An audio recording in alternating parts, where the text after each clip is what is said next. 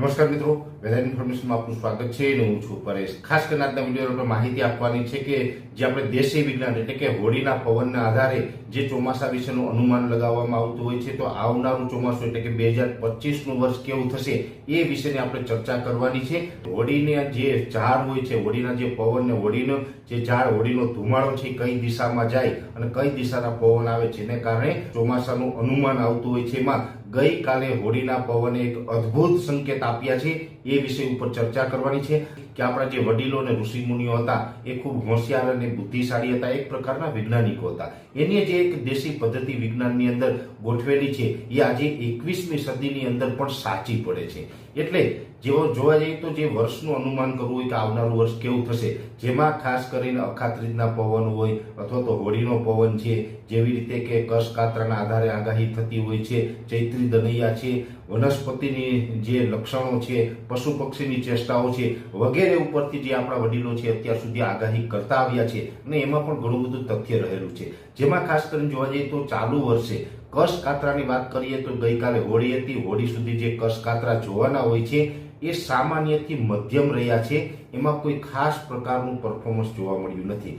All over ગુજરાતનું જે અમારી પાસે એક સર્વૈયું આવ્યું છે એ સર્વૈયું અદ્ભુત છે. અદ્ભુત એટલા માટે છે કેમ કે હોળીએ કંઈક અલગ પ્રકારના સંકેતો ગઈકાલે આવનારા ચોમાસાને લઈને આપ્યા છે. જોકે હું આ વર્ષનો જે 2025ના ચોમાસાની ઘણા સમયથી જે વાત કરી રહ્યો છું એમાં વારંવાર કહેતો આવ્યો છું. એવી રીતે આજે પણ કહું છું કે કોઈ મિત્રોએ ડરવાની જરૂર નથી. વર્ષ નબળું તો નહીં જ થાય, ભલે કદાચ બહુ સબળું ન થાય પણ નબળું તો નથી થવાનું, આ વાત ચોક્કસ છે. આ મને એક અંદરથી દ્રઢ વિશ્વાસ છે. હવે ખાસ કરીને જોવા જઈએ તો છેલ્લા 3-4 વર્ષની અંદર જે ચોમાસા દરમિયાન જે વરસાદો પડ્યા એ સબળા કરતા પણ વધારે હતા. એટલે કે ઘણી વખત આપણે ગયા વર્ષે 2024ના ચોમાસાની વાત કરવા જઈએ તો અનેક વિસ્તારોની અંદર 130%, 150%, 170% અને અમુક વિસ્તારની અંદર તો 200% સુધીના પણ વરસાદ થયા હતા. એટલે અતિ વરસાદ પડે તો પણ આપણે ખેતી પાકો માટે નુકસાનકારક સાબિત થતો હોય અને જો નબળા વરસાદ પડે તો પણ ખેતીની અંદર નુકસાની જતી હોય છે. પણ ખાસ કરીને મધ્યમ વરસાદો પડે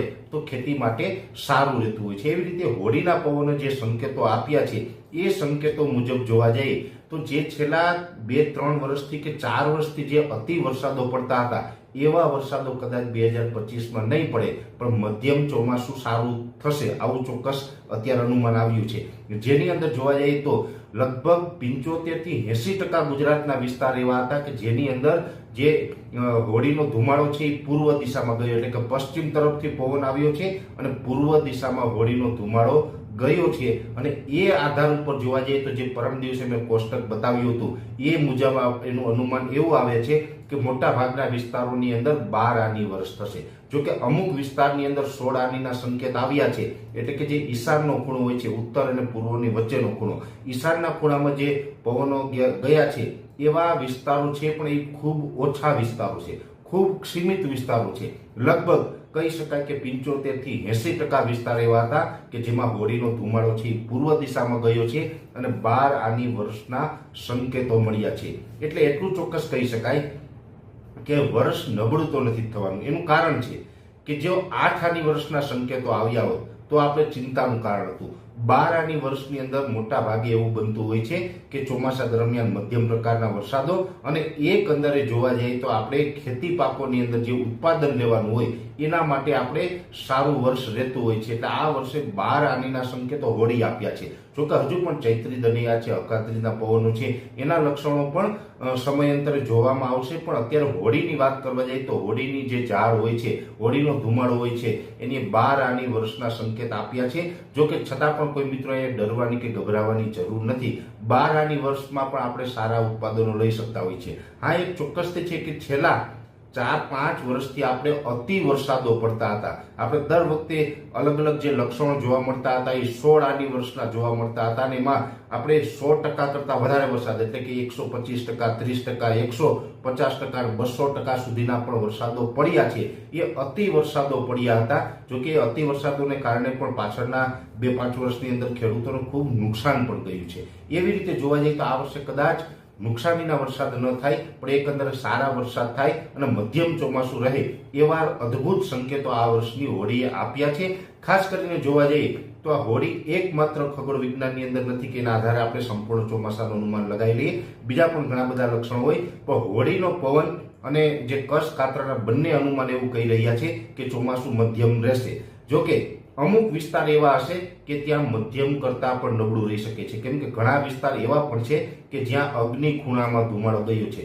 જોકે અમુક વિસ્તાર એવા છે કે જ્યાં ઈશાન ખૂણામાં, એટલે 5% વિસ્તાર એવા હશે કે ત્યાં અતિ વરસાદ પડી જાય, 5% વિસ્તાર એવા હશે કે મધ્યમથી પણ નબળું પડે, અને કદાચ 5-10% વિસ્તાર એવા પણ હશે કે જ્યાં દુષ્કાળ જેવી પરિસ્થિતિનું પણ નિર્માણ થઈ શકે છે. પણ લગભગ 75 થી 80% વિસ્તાર એવા હશે કે ત્યાં ચોમાસું છે મધ્યમ થશે અને ઉત્પાદનની દ્રષ્ટિએ સારું રહેશે. એટલે ઓલ ઓવર પછી સૌરાષ્ટ્ર હોય, કચ્છ હોય, ઉત્તર ગુજરાતના ભાગ હોય, મધ્ય ગુજરાતના ભાગ હોય, મધ્યપ્રદેશ બોર્ડર લાગુ વિસ્તારો હોય કે દક્ષિણ ગુજરાતના વિસ્તારો હોય, તમામ વિસ્તારોની અંદરથી જે માહિતી મળી છે એ મુજબ 80% વિસ્તારની અંદર ચોમાસું સારું થાય તો પણ આપણા માટે, ગુજરાત માટે એ સારી બાબત છે.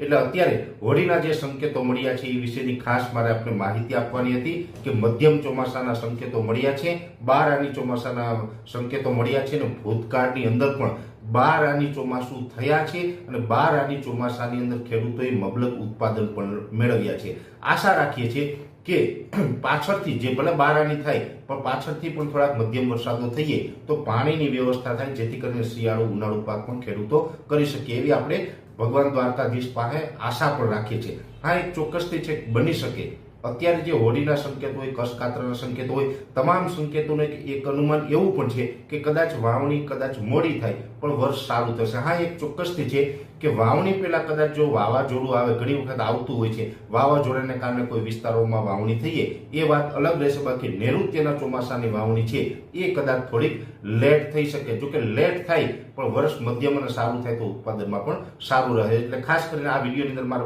બસ આપને એ જ માહિતી આપવાની હતી કે હોળીના પવનના સંકેતમાં મધ્યમથી સારું વર્ષ થશે. જો કે આપણે છેલ્લા 4-5 વર્ષથી અતિ જરૂર કરતા વધારે વરસાદ પડી જતા હતા, એટલા વરસાદ એના કરતા વરસાદનું પ્રમાણ ઓછું રહેશે.